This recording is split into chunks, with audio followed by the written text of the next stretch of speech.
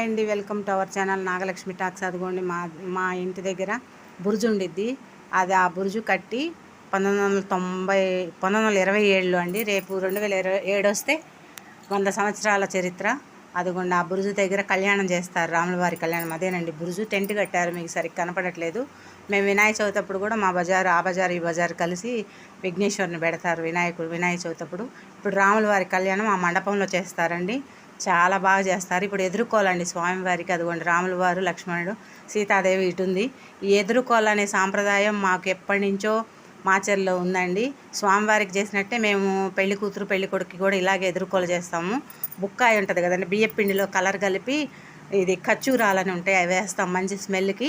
అది అబ్బాయి తరపోళ్ళు అమ్మాయి తరపోళ్ళు చల్లుకుంటారు. ఈ స్వామివారికి కూడా అంతే చేస్తారు. అదిగోండి ఎదుర్కోలు అందుకుంటున్నారు చూడండి. ఈసారి పూలు కూడా చల్లారు అందరూ. ఆ బుక్కాయ రెడీ చేసి ఎదుర్కోవాలన్నమాట. ప్రతి పెళ్ళికి మా వాళ్ళకి ఇలా ఎదుర్కోలు చేస్తారు. అందరి ఊళ్ళల్లో ఉండదు, మా మాచర్లో తప్పకుండా పాతూరులో మా వాళ్ళకి మాత్రం ఖచ్చితంగా ఎదుర్కోలు ఉంటుంది. అదిగోండి స్వామివారు హనుమంతుడి వాహనం మీద స్వామివారు ఉన్నారు చూడండి పైన. అది అంతమంది జనం, కాళ్ళు కాలుతున్నా కానీ బాగా వచ్చారు జనం స్వామివారి ఎదుర్కోలకి. పెళ్లి కూతురు పెళ్లి కొడుకు మామూలుగా పెళ్ళిళ్ళప్పుడు చేసినా ఇలాగే వస్తారు జనం. అసలు చాలా బాగుంటుందండి ఎదుర్కోల కార్యక్రమం. అదిగోండి రాముల వారు, సీతమ్మ తల్లి.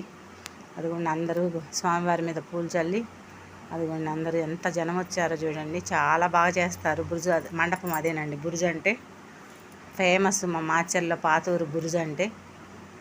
అదిగోండి అయ్యవారు అందరికీ హారతి ఇస్తున్నారు.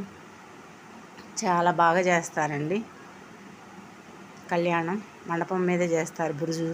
మేము చిన్నప్పుడైతే ఆ మండపం చాలా హైట్లో ఉండేది.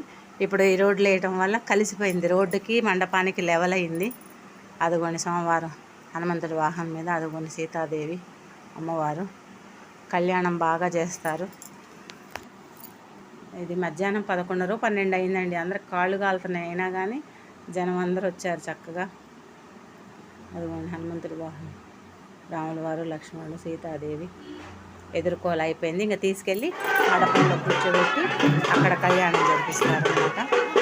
కళ్యాణానికి కూడా అందరూ చక్కగా చూస్తారు. హారతులు ఇచ్చి కొబ్బరికాయ కొట్టి అది అయిపోయింది. మండపం దగ్గరికి తీసుకెళ్తున్నానండి. మండపంలో తీసుకెళ్ళి అమ్మవారిని అయ్యవారిని పక్క పక్కన కూర్చోబెట్టి కళ్యాణం చేస్తారు. ప్లీజ్ సబ్స్క్రైబ్ చేసుకొని లైక్ చేయండి, షేర్ చేయండి. చెన్నకేశ్వర స్వామి కూడా ఇలాగే ఎదుర్కోవడం జరిగిందండి మా మాచర్లో. ఓకేనండి.